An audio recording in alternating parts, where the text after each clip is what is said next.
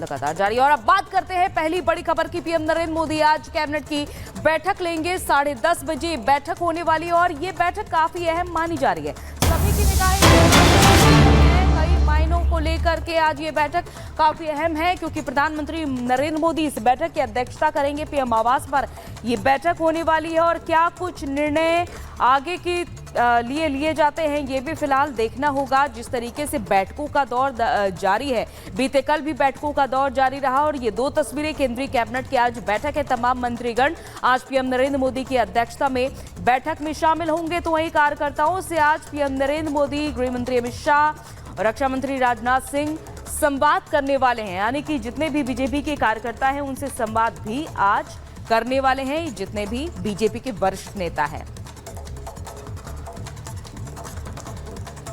तो देखिए, चुनाव परिणाम आने के बाद से लगातार अब मंथन और बैठक का दौर जारी है और चुनाव परिणामों की समीक्षा और कार्यकर्ताओं की नाराजगी का मुद्दा इन दिनों बीजेपी के भीतर चर्चा का विषय बना हुआ है। एक तरफ यूपी में डिप्टी सीएम केशव प्रसाद मौर्य ने संगठन सर्वोपरि का नारा बुलंद किया और कार्यकर्ताओं की पीड़ा को अपनी पीड़ा बताया, तो वहीं आज प्रधानमंत्री नरेंद्र मोदी तीसरी पारी में जीत के बाद दिल्ली में बीजेपी कार्यकर्ताओं से संवाद करेंगे। और यूपी में योगी उपयोगी है, लेकिन कार्यकर्ताओं की अनदेखी की बात को लेकर बीजेपी आलाकमान सतर्क है।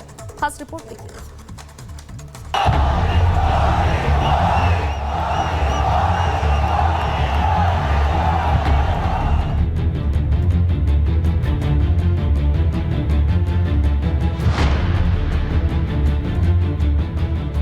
आज एक बार फिर प्रधानमंत्री मोदी बीजेपी हेडक्वार्टर में होंगे और मकसद होगा चुनाव में खून पसीना बहाने वाले बीजेपी कार्यकर्ताओं से संवाद। वो कार्यकर्ता जिनके दम पर बीजेपी की चुनाव मशीनरी चुनाव दर चुनाव जोरदार प्रदर्शन करती आई है। कार्यकर्ताओं की मेहनत को सियासी जमीन पर लोगों को पार्टी से जोड़ने में उनकी भूमिका की सराहना के लिए पीएम मोदी आज उनसे संवाद करेंगे।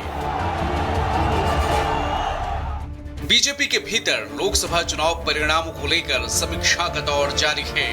यूपी में जहां पार्टी की समीक्षा बैठक में कार्यकर्ताओं के नाम पर सियासी तीर चलाए गए, उससे बीजेपी आलाकमान सतर्क है। डिप्टी सीएम केशव प्रसाद मौर्य ने संगठन को सर्वोपरि बताते हुए खुद को डिप्टी सीएम से पहले कार्यकर्ता करार दिया और इशारों में सीएम योगी की कार्य प्रणाली पर निशाना साधते हुए कार्यकर्ताओं की पीड़ा को खुद की पीड़ा से जोड़ दिया।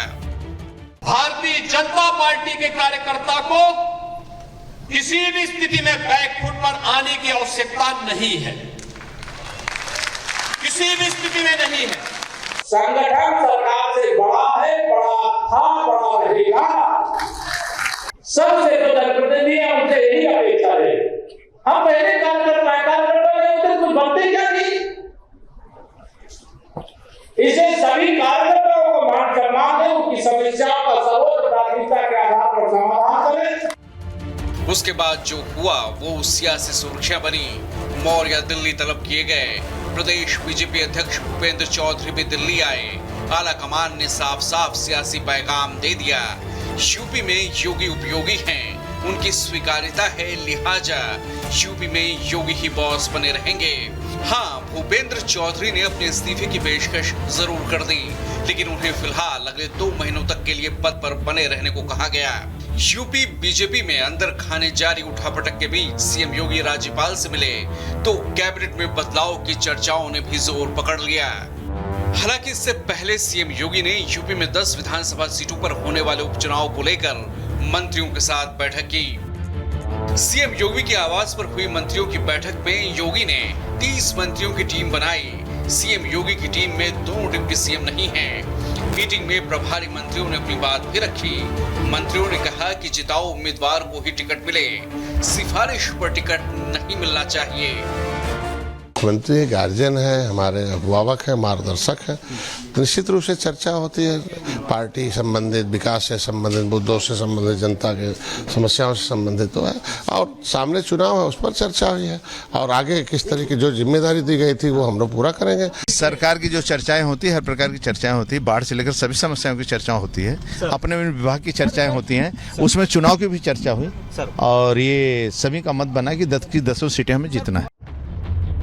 जाहिर है यूपी की कमान बाबा के हाथों में है और बाबा का मतलब है विवादों पर विराम। खुद पीएम मोदी ने कुछ वक्त पहले यूपी के लिए योगी को किस कदर उपयोगी बताया था, जरा वो सुन लीजिए। आज पूरे यूपी की जनता कह रही है, यूपी प्लस योगी बहुत है उपयोगी।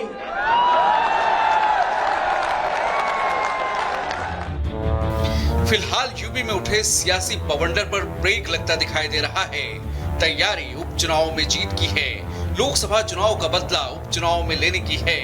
केशव प्रसाद मौर्य भी दिल्ली से लखनऊ लौट आए हैं, लेकिन अब बीजेपी के भीतरी विवाद पर सपा ने चुटकी ली है। केशव प्रसाद मौर्य की लखनऊ वापसी हुई तो बिना नाम लिए अखिलेश ने लिखा, लौट के बुद्धू घर को आए। अखिलेश ने यह तीर केशव प्रसाद मौर्य की तरफ ही चलाया था, जो दिल्ली से आलाकमान की नसीहत के साथ वापस लखनऊ लौटे। दिन भर अखिलेश और केशव प्रसाद मौर्य के बीच सोशल मीडिया पर वार पलटवार चलता रहा। पहले अखिलेश ने बीजेपी के दुखते रथ को रगड़ा।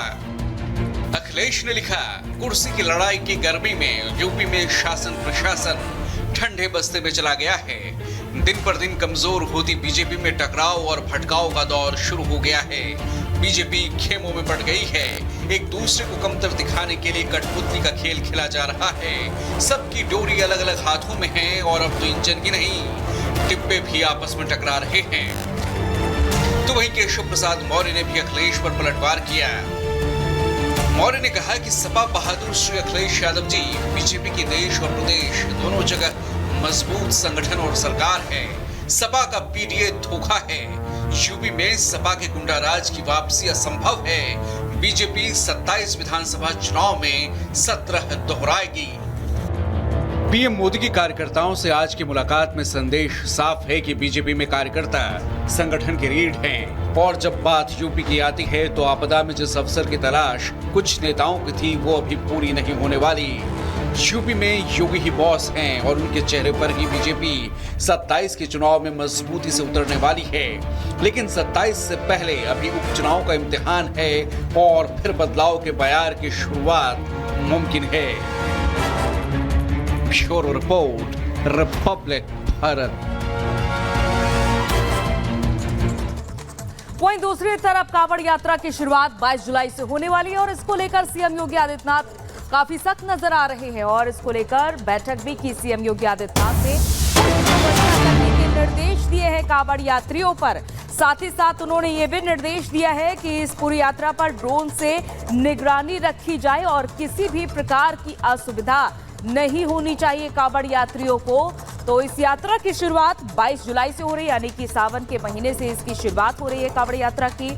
और तमाम अधिकारियों के साथ सीएम योगी आदित्यनाथ ने बैठक ली और इसको लेकर के सख्त निर्देश भी दिए हैं सीएम योगी आदित्यनाथ ने, जहां ये भी कहा है कि कांवड़ियों पर पुष्प वर्षा होनी चाहिए।